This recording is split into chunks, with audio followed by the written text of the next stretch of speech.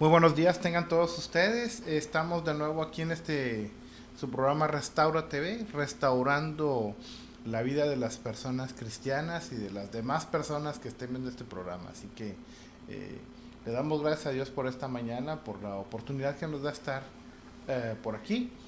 Y el día de hoy vamos a hablar de un tema que tiene que ver con el liderazgo. Se llama crisis de identidad.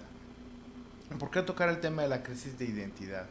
Pues bueno, porque como platicábamos la semana pasada, ¿no? La identidad es muy importante, la identidad te dice quién eres tú. La definición que encontramos en internet o en los diccionarios es que la identidad es aquel conjunto de características que te dicen quién eres tú. Muy parecido, pero no igual, muy parecido a la definición de personalidad. ¿Sí? Así que vamos a hablar ahora de algunos de los aspectos que pueden poner una persona o la identidad de una persona en crisis. Y bien, viendo aquí entre mis notas, por ejemplo, tenemos que las personas que tienen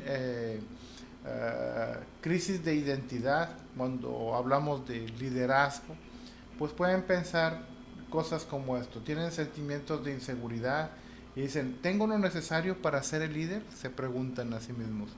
Es que yo cumplo, yo doy con el estándar, son mis características suficientes para ser el líder. Otra pregunta sería, ¿estoy evitando pasivamente hacer lo correcto? Hay personas que se cuestionan si están haciendo lo correcto cuando son liderazgos y lo están evitando. Y en muchas ocasiones sucede, en muchas ocasiones con las personas que tienen liderazgo siempre van a tener aspectos débiles, ¿no? Ah, Otra pregunta sería, ¿me merezco yo ser el líder? Esta es una muy buena pregunta, ¿verdad? Es parte de este sentimiento de inseguridad. Y, y otra es, ¿qué si soy expuesto? ¿Qué si la gente se da cuenta quién soy yo realmente? ¿Sí? Hay muchas personas, yo lo he escuchado, que dicen, si supieras realmente quién soy yo, entonces no me pondrías de líder. Si supieras realmente cómo pienso, entonces no me confiarías eh, tus secretos o etcétera, ¿verdad? Entonces nos damos cuenta que estos sentimientos de inseguridad a veces abordan, atacan a la persona. Otra, otra pregunta que tiene que ver con estas crisis es, ¿qué si no la hago? Cuando te ofrecen, por ejemplo, ser líder, dices, bueno, qué si no lo logro? ¿Qué si en mi actuar con las personas no soy suficiente, vaya, no doy el kilo, como dirían? Es otra pregunta por el sentimiento de inseguridad o de inferioridad. Pero también tenemos aquí otras, tenemos las, las que son al revés, el que se siente más de lo que debe de ser. Y dice, por ejemplo, una pregunta es, ¿cómo se atreven a cuestionar mi liderazgo? ¿Cómo se atreven a cuestionar mi autoridad? Esto lo vemos con muchísima frecuencia, ¿sí? Las personas que no saben admitir cuando cometen un error o no están preparados para recibir la crítica. Y esto tiene que ver muy profundamente con lo que veíamos anteriormente, los sentimientos de inferioridad. Desde el que tiene sentimientos de inferioridad tiende a irse para abajo y menospreciarse a sí mismo, o irse para arriba y sobrevalorarse a sí mismo y pensar que no tiene que ser cuestionado por nadie, porque de esa manera es más fácil. Si nadie te cuestiona, entonces pues todo está bien, no tienes que arreglar nada, no tienes que corregir nada. Y entonces, como platicábamos en la semana pasada, cuando una persona tiene que corregir, pues tiene que hacer estos viajes a un lugar que es bien difícil, que es aquí adentro, el corazón, para ver qué es lo que está pasando ahí adentro, qué es lo que te está afectando y por lo cual no tienes una imagen equilibrada de ti mismo. ¿Sí? Otra pregunta que se hacen estas personas pudiera ser, ¿sabes lo difícil que es estar bajo tu sombra? ¡Wow! Esta, esta, esta pregunta o este concepto lo he escuchado ya varias veces durante esta semana. Eh, La situación cuando una persona siente que la personalidad de otra le está eclipsando, la está opacando. Esto, esto no debería de ser así. Todos somos gente individual, todos somos gente que no deberíamos de sentirnos ni opacados ni opacando a nadie, porque simple y sencillamente tú eres como eres y punto. Sí, Dios te hizo de la manera como te hizo, pues porque Él le plació hacerlo así. Yo les doy a veces un ejemplo con respecto a los valores. Con respecto a los valores, platicando en los grupos que tenemos de estudio, a veces yo les he comentado que uno de mis valores es la misericordia. Entonces yo trabajo como maestro y he trabajado como maestro para escuelas públicas y preparatorias, etcétera. Y entonces cuando me toca revisar los trabajos de los alumnos, eh, entonces cuando veo que vienen bien mal, yo siento pena por ellos y digo, bueno, este pobrecito, hay que ayudarle con algún puntito para que salga adelante. Eh, Esto entonces tiene que ver con la misericordia, cuando uno siente esto. O a veces, por ejemplo, como odontólogo me ha tocado que llega un paciente muy tarde o me marcan en la noche, en la madrugada. Doctor, es que me duele mucho. Y, y entonces, pues me levanto y voy y atiendo al paciente. Si yo no tuviera el valor de la misericordia, diría, ¿sabes qué?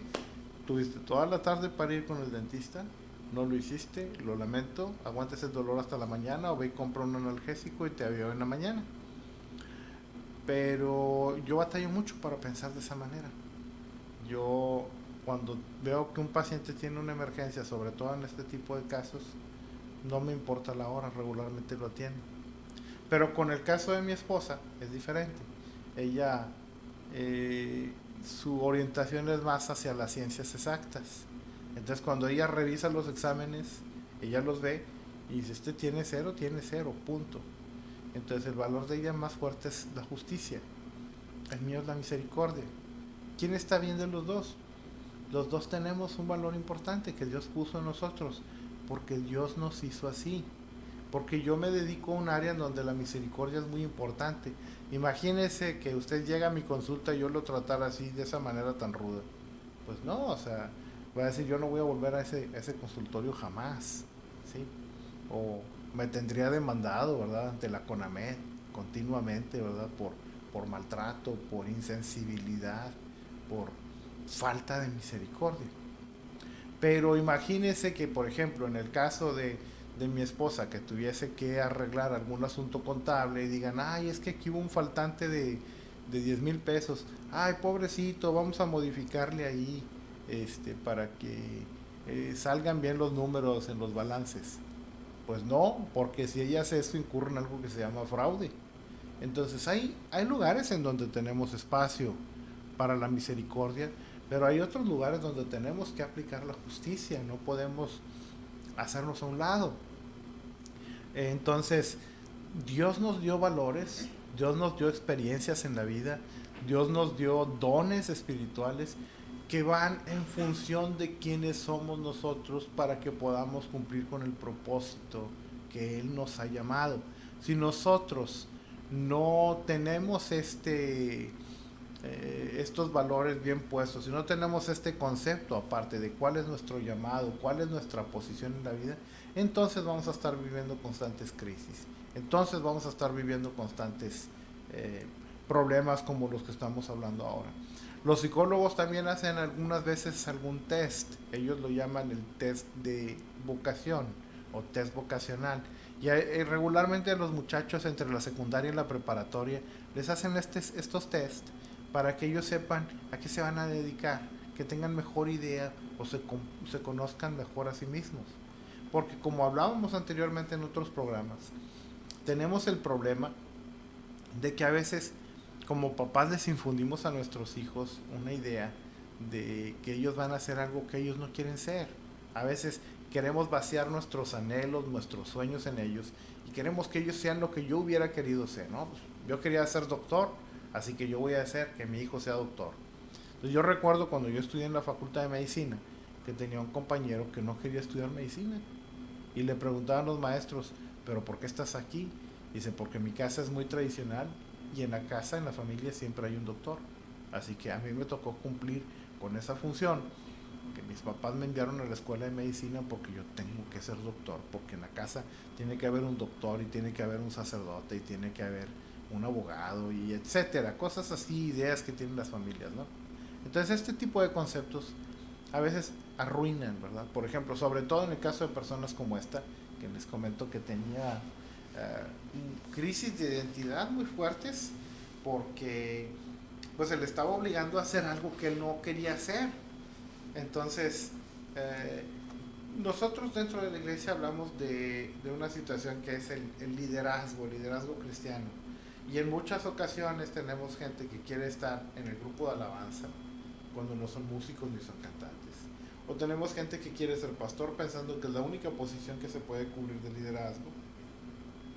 Entonces, hablamos de que hay incluso dones y ministerios, que sería un buen tema para el futuro, que no han sido abordados de la manera apropiada. Y entonces tenemos el concepto de que la única manera de hacer las cosas es la forma como la hace nuestro líder. Y entonces aprendemos a querer hacer las cosas todos de una manera uniforme. Por eso nos pasa mucho dentro de las iglesias, que cuando alguien no encaja dentro de nuestros estándares, tendemos a decir, no es cristiano. Esta persona no hace lo correcto, anda mal. ¿Sí? Anda mal, ¿por qué? Pues porque está haciendo las cosas diferente que nosotros. Pero el hecho de hacer las cosas diferentes no quiere decir que sea malo. ¿Sí? Tenemos que tener muy bien definido lo que es el bien y lo que es el mal. Si yo voy, por ejemplo, a una iglesia y no aplaudo como aplauden todos los demás, eso no es malo. ¿Sí? Pero sí me ha tocado ver líderes que incluso empiezan a gritar desde arriba. El que no aplauda no es cristiano. El que no brinque no es cristiano. El que no dance no es cristiano. Esas son cuestiones de inmadurez. Cuando vemos personas que hacen eso, lo único que nos podemos dar cuenta es que son personas que no han llegado a comprender bien de qué se trata el cristianismo. Y creen que el cristianismo se trata únicamente de cubrir formas. Y no nos damos cuenta de que si analizáramos las figuras geométricas, pues hay gran variedad de ellas. ¿Sí? Y en nuestro mundo cristiano tenemos muchas figuras geométricas. Tenemos cuadrados, tenemos triángulos, tenemos rectángulos, tenemos círculos, tenemos esferas, cubos, rombos, etcétera. Todos los que vieron eso en cuarto año de primaria se acuerdan. Entonces, tenemos que aprender a aceptar, porque aparte dentro de esta diversidad que tenemos, pues vemos también que operan ciertos dones que no operan en los demás. Por ejemplo, cuando vemos personas que tienen el don de orar por enfermos y que sanen, a veces ve uno personas que dices, oye, pero es que él no vive una vida de gran santidad. Sí, pero Dios le dio ese don. A él les dio eso como un regalo por gracia. ¿Qué quiere decir por gracia? No se lo merece, pero Dios se lo dio. Y así, de la misma manera, por gracia, Dios nos dio muchos dones, empezando por el don de la salvación, que dice en Efesios 2, 8, 9, por gracia es que sois salvos por medio de la fe. Y esto no es de vosotros, pues es don de Dios, no por obras para que nadie se gloríe. Traducido quiere decir, no te mereces ser salvo, pero Dios te lo regaló. Y esto no es porque tú hagas muchas cosas buenas, ¿sí? No es porque seas muy bueno, porque no es por las cosas que tú haces, sino que es un regalo de Dios para que tú no te creas mucho. Eso es lo que quiere decir, traducido ya a nuestra lengua. O sea que si yo salgo a la calle y yo digo, es que yo soy salvo, yo me gané la salvación, no es cierto, no puedo decir eso. Nosotros tenemos que enfrentar un problema de defectuosidad que vivimos, que al rato vamos a hablar un poquito más de ello. La defectuosidad que no me permite acercarme a Dios de una manera directa, ¿sí? Si analizamos, como ya hemos visto en otros programas, lo que sucedía en el Antiguo Testamento, pues ahí dice que el sumo sacerdote nada más podía entrar a la presencia de Dios una vez al año, y tenía que ofrecer un sacrificio de un corderito y se tenía que purificar con la sangre de este corderito. Y todavía cuando entraba al lugar santísimo, entraba con una cuerda en el pie, porque si entraba en pecado, si entraba impuro delante de la presencia de Dios, la presencia de Dios es tan santa que lo fulminaba. Y entonces los demás que no eran puros, que estaban afuera, no podían entrar ahí porque les iba a pasar lo mismo. Así que lo tenían que jalar con la cuerda para sacar el cuerpo de ahí, porque no se podía quedar el cuerpo muerto de una persona ahí en el lugar santísimo. Entonces, esta situación era para que nos diéramos cuenta de que por nosotros no era posible. ¿Sí? Después viene Jesús cuando empieza a hablar de valores en el Sermón del Monte. Y entonces empieza a hablar de muchas cosas. El Sermón del Monte no es únicamente las bienaventuranzas. Algunas personas dicen, bienaventurados los que lloran, bienaventurados, bienaventurados. Y termina de decir, bienaventurado, ya se acabó. No. Si ustedes siguen leyendo, que son 2 capítulos y medio, Jesús les dice, oíste que fue dicho a los antiguos, no adulterarás. Pero yo les digo que cualquiera que mire a una mujer para desearla, ya adulteró con ella en su corazón. O sea, lo que él les está diciendo, mira, tú estás muy enfocado en lo que tú haces, ¿sí? Si tú miras a una mujer y la deseas, pues no pasa nada porque no has adulterado. Pero cuando tú ya cometes el acto de adulterio, entonces eso ya es un problema. Jesús les dice, no, tú te crees que porque no lo hiciste eres muy santo, pero traes la cabeza llena de basura. Pues déjame te digo una cosa, cualquiera que mire a una mujer para desearla ya adulteró en su corazón, no necesita cometer el acto del adulterio.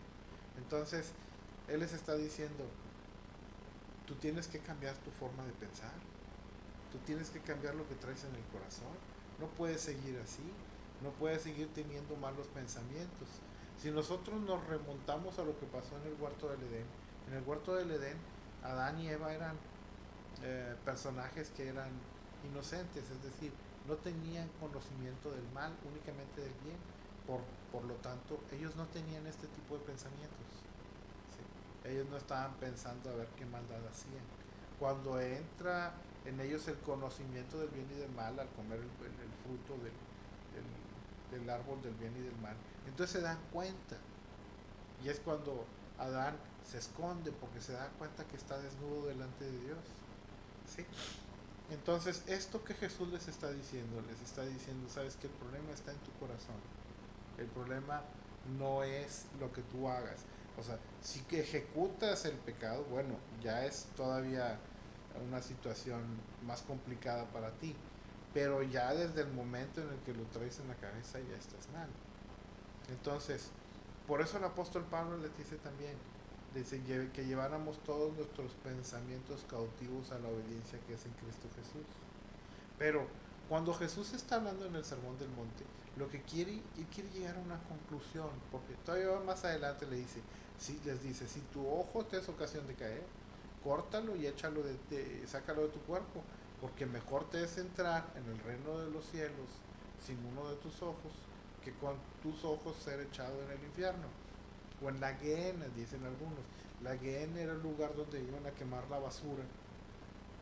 Y, y nunca se apagaba el fuego, ahí siempre estaba prendido. O sea, lo que les quería decir, te van a echar en el lugar donde hay fuego eterno, donde hay un fuego que nunca se apaga, donde la polilla y el orín corrompen, es decir, donde la polilla está todo el tiempo. Es decir, esos lugares eran lugares donde había inmundicia y cualquier cosa que pusieras ahí iba a entrar en proceso de putrefacción o en proceso de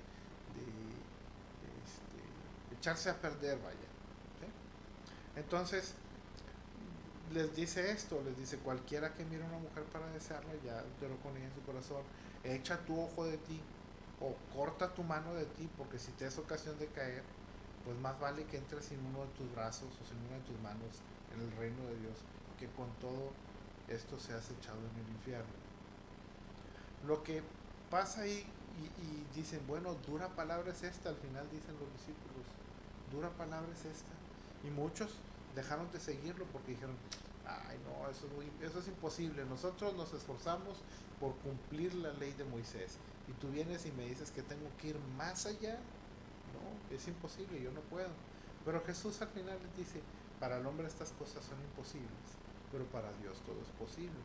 Y lo que les estaba queriendo decir Jesús no era que se cortaran el brazo, ni que se quitaran un ojo, sino que se dieran cuenta de que por sus propias fuerzas eran incapaces de lograr la perfección, de que su corazón está desviado hacia el mal, que lo hacen mal, ¿sí?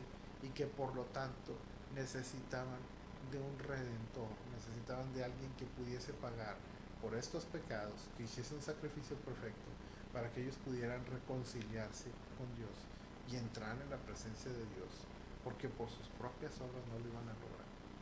Lo que ellos hacían, podrían hacer todos los bienes que quisieran. Si el problema seguía en el corazón, pues entonces eso no iba a mejorar, ¿sí? Es como lo siguiente, es como si yo tomase un cerdito ahora, lo bañara, lo peino, lo perfumo, le pongo un moño y me lo traigo aquí, lo siento a un lado mío y ahí tengo el cerdito. Cuando saque al cerdito se va a regresar al fango, porque es su naturaleza, ¿sí? Entonces nos damos cuenta, lamentablemente, que en nuestra vida a veces somos como ese cerdito. A veces regresamos y regresamos y regresamos al fango, porque es nuestra naturaleza. Así estamos programados. Así nos programó nuestro padre Adán cuando él comete pecado. La obra de Cristo era para restaurar esto, para que esto ya no tuviese efecto en nosotros. Pero el hecho de que yo ya me haya hecho cristiano quiere decir que me quita mi defectuosidad. No, no me la quita todavía. Estoy en ese proceso, en el proceso de cambio. Ahora, hay un debate fuerte ahora de si es posible llegar a la santidad en vida o no. La iglesia metodista, el fundador de ella, John Wesley, él pensaba que era posible llegar a la santidad en vida. Y hay algunas personas que piensan que es posible llegar a la santidad de vida, llegar a la estatura de Cristo, a ya no tener malos pensamientos, a ya no hacer obras malas. Pero hay otras personas que dicen, no, no es posible, no lo vas a lograr jamás. El apóstol Pablo decía, yo puestos mis ojos en el autor y consumador de la fe, prosigo al blanco, al objetivo de mi supremo llamamiento, que es llegar a ser como Cristo Jesús, ¿sí? O sea, él decía, no pretendo yo haberlo alcanzado ya, pero sigo en blanco, prosigo en blanco. Entonces esa es una actitud. Él no está tomando la posición de que se puede o no se puede. Él dice, yo no sé si se puede o no se puede. Lo único que yo sé es que mi objetivo es ser igual a Él y allá pongo mis ojos y hacia allá voy. Ahora, ¿cómo entra todo este rollo que acabo de decir dentro de lo que estamos hablando? Pues las crisis de identidad vienen cuando nosotros tenemos este tipo de situaciones, o que tenemos un concepto muy alto de nosotros mismos o un concepto muy bajo de nosotros mismos. La cuestión no es esta, la cuestión es que nosotros podamos equilibrar y saber quién somos realmente. Cuando una persona te dice, oye, dame tu tarjeta de identificación, pues tú sacas tu credencial de elector o tu tarjeta de manejar o sacas tu pasaporte o cualquier documento oficial que tengas donde dice cuál es tu nombre, donde dice qué edad tienes, donde dice, incluso en los pasaportes cuando llenas los formularios te preguntan cuál es tu color de piel, cuáles son tus enfermedades, etcétera. Todo esto es para definir cuál es la identidad de una persona, ¿sí? ¿Se acuerdan de aquellos programas o caricaturas donde decían es que vamos a revelar la identidad del santo, el enmascarado de plata? Y nunca se quitaba la máscara porque nadie se daba cuenta. Algunos dicen que incluso en su casa sus hijos no sabían que él era el santo, él llevaba todo eso hasta la casa, ¿sí? Entonces, o las caricaturas, ¿cuál es la identidad del hombre araña? Y la tiene que cuidar bastante, ¿verdad? Porque no puede revelarle a la gente que él es Peter Parker, etcétera. Bueno, cuando nosotros hablamos de identidad, entonces tenemos que hablar de lo que es lo correcto. Imagínate que tú cuando vas a llenar tu papelería de pasaporte, le pones, mido 2,5 metros, tengo 5 carreras profesionales, hablo 20 idiomas. Pues esto es un concepto muy elevado de tu identidad, esto no es lo que tú eres. Ahora, imagínate una persona que tiene un concepto muy bajo y dice, yo soy muy poquito. Bien, vamos a ir a corte y ahorita regresamos con el tema. Vamos a tomarnos unos segunditos y ahorita regresamos.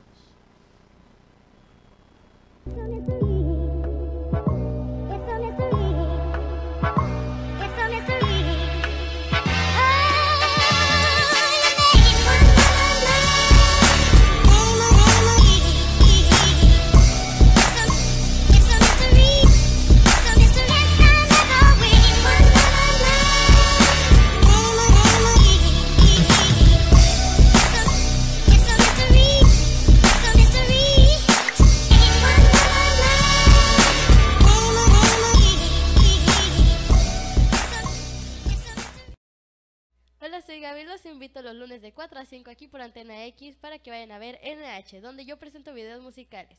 ¡Los espero! Yo soy Desi. Yo soy Katy Raya. Yo soy Yuria. Y juntas somos Comadres Regias. Te invitamos a que te tomes un café con nosotras Y a platicar de los temas que te interesan: estilo y moda, alimentación, manualidades. salud natural, fitness y mucho más. Te esperamos todos los viernes de 11 a 12 aquí en Antena X.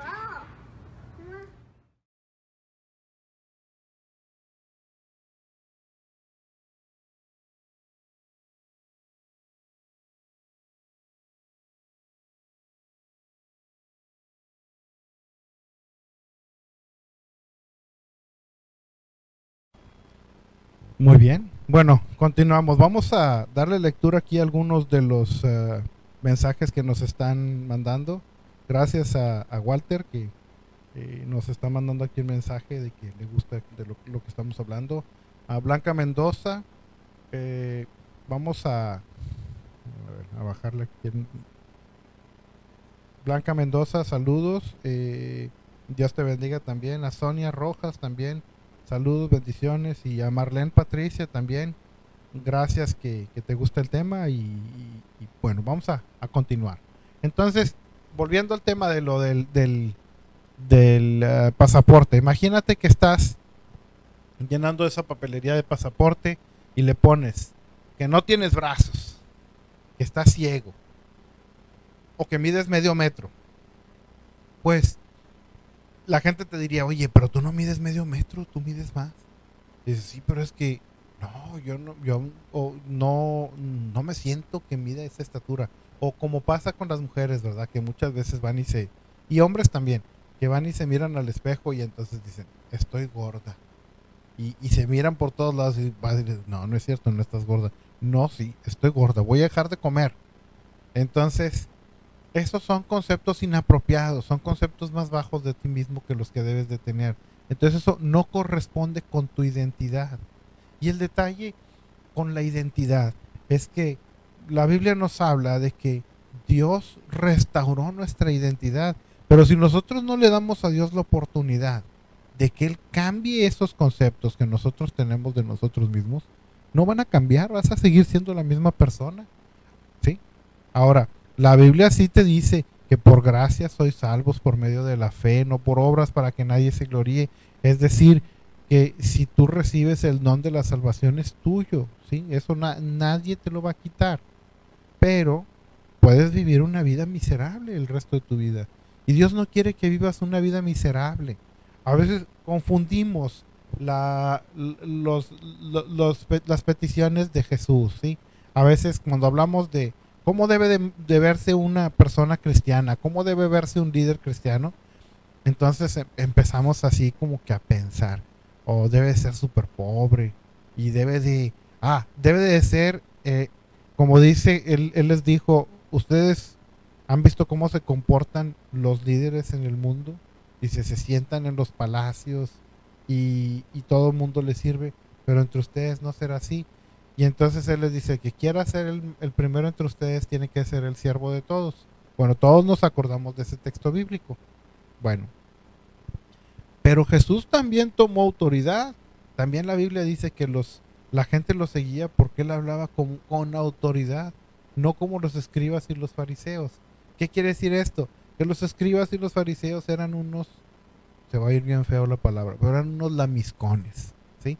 A ellos les gustaba lamisconearle a la gente, lamisconearle a los romanos, lamisconearle a los ricos para sacar ventaja. Entonces nos vamos dando cuenta cómo es el carácter de las personas. Cuando Jesús les dice que ellos tienen que ser el siervo de los demás, les está diciendo, mira, no te tiene que afectar en algún momento arrodillarte a limpiarle los pies, que era una costumbre de la época. Eso no te tiene que afectar, porque tú tienes que tener tu personalidad, tú tienes que tener tu identidad bien firme, tú tienes que saber quién eres tú, y el hecho de que tú sirvas a los demás no quiere decir que tu valor sea menos. Todo esto tiene que ver con la cuestión de los valores. Cuando una persona se considera superior a los demás, es que piensa que vale más que los demás.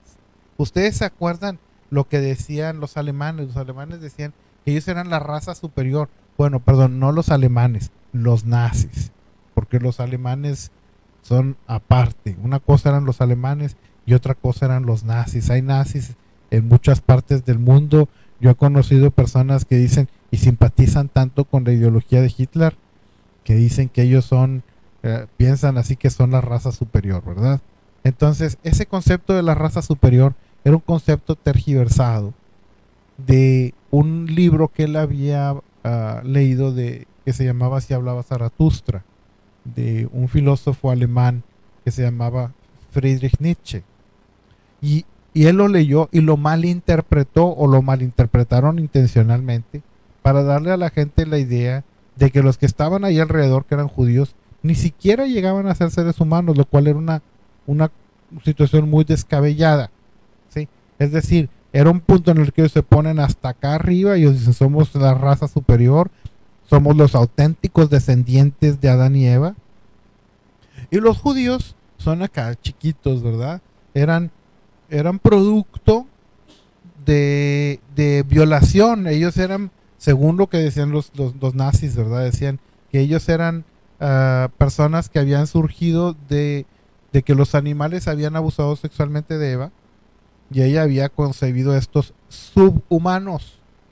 Imagínense ustedes, ellos decían que los judíos eran subhumanos. ¿Cómo era posible que ellos pensaran eso? Anatómicamente, genéticamente, fenotípica y genotípicamente eran iguales que los demás seres humanos, son iguales, ¿sí? Pero es cierto, o sea, la humanidad tiene estas ideas de repente de tergiversar, estas formas de tergiversar. Lo tenemos presente todo el tiempo. Cuando eran los negros, decían que los negros no eran seres humanos, que eran menos, ¿sí? Cuando no es así. Cuando pasa esto también con los judíos, decían, no, pues es que no son seres humanos.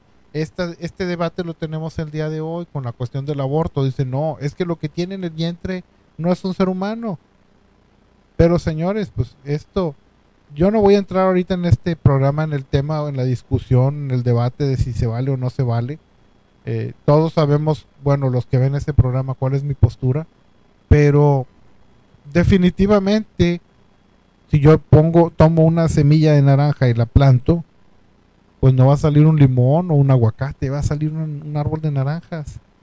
Entonces, ¿es naranja o no es naranja? Por supuesto que lo es, ¿sí? Es lo mismo en este caso. Pero bien, la cuestión de la deshumanización para efecto de asignar valores superiores o inferiores es algo que se da continuamente. Y eso es algo que nosotros deberíamos de entender que no es así. El apóstol Pablo dice, yo sé en quién he creído, ¿sí? Yo sé quién soy en él. Y incluso en algún momento él les dice, miren, ¿saben quién soy yo?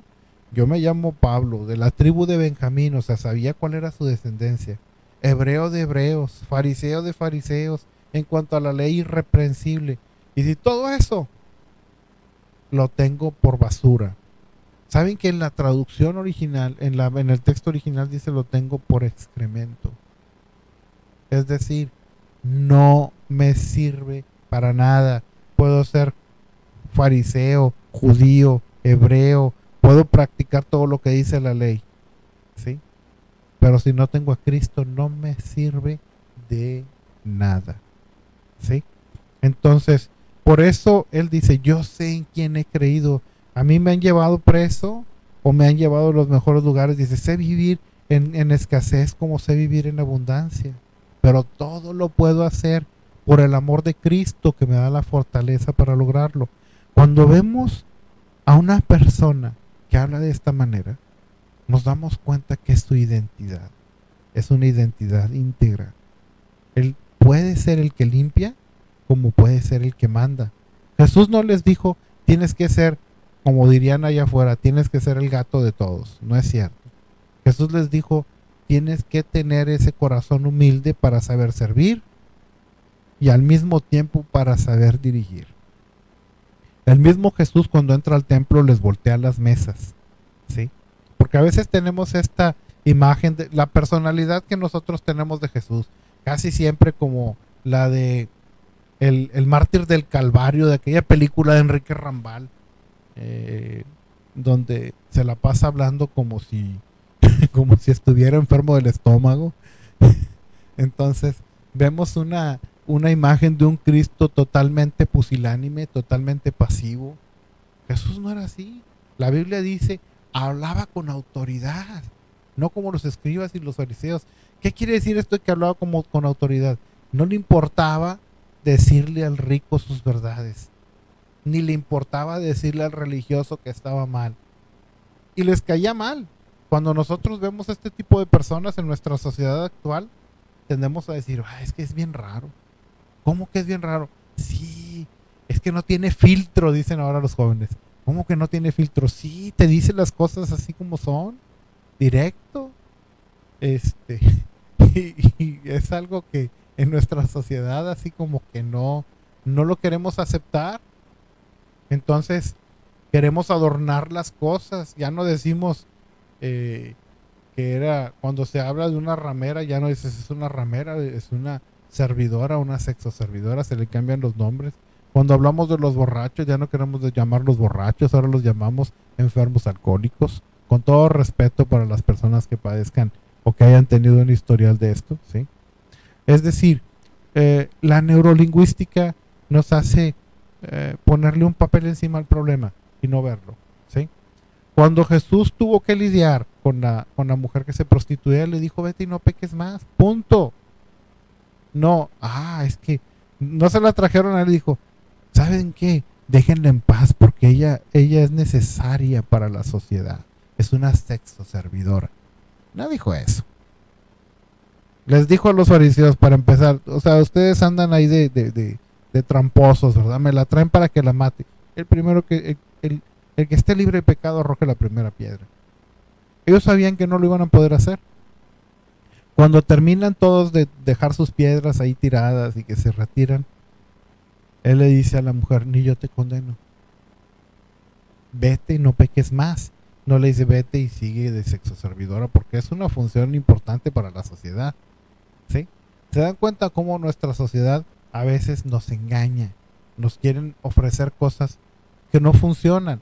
Ahora tenemos un montón de cosas nuevas que dicen que van a funcionar, pero la pregunta es, ¿funciona mejor nuestra sociedad que la sociedad de hace 20 o 30 o 40 o 50 o 60 o 70 años?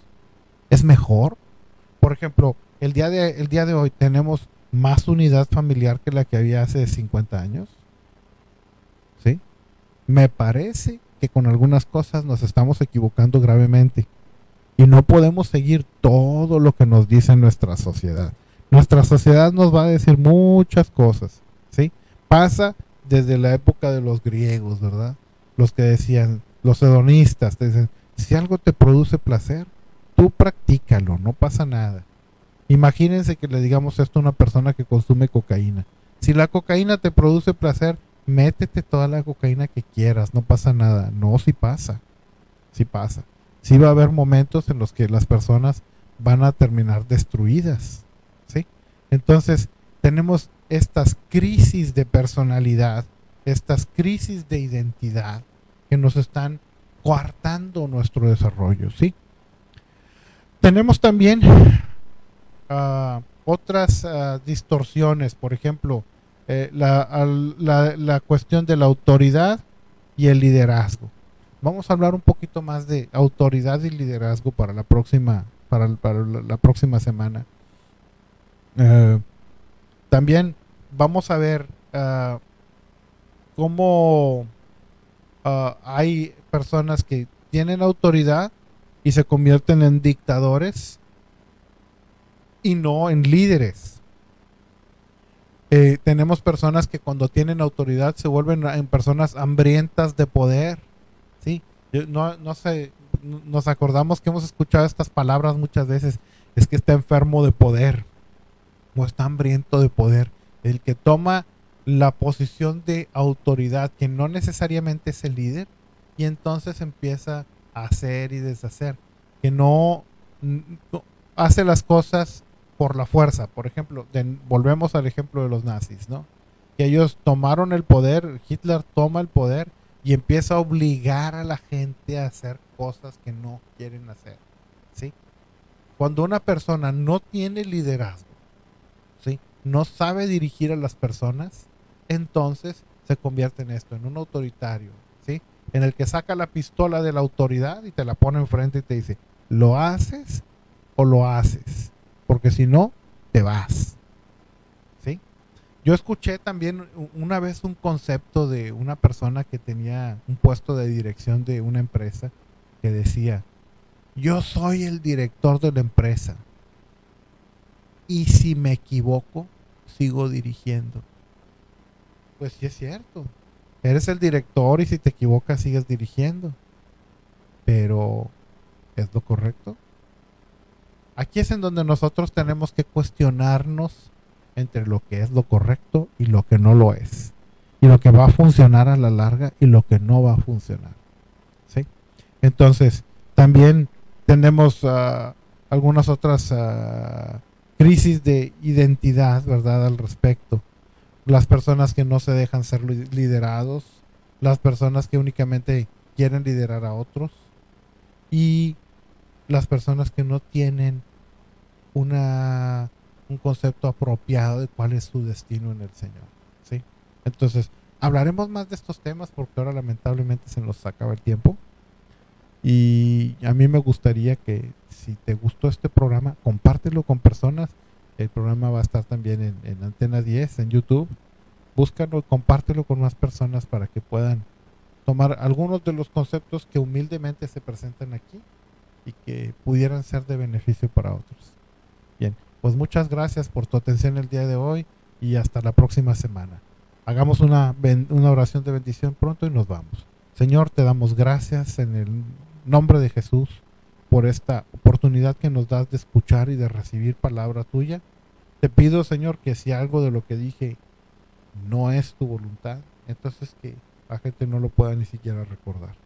Y pero lo que haya sido bueno, bonito, bendición, importante de tu parte, Señor, que pueda quedarse en los corazones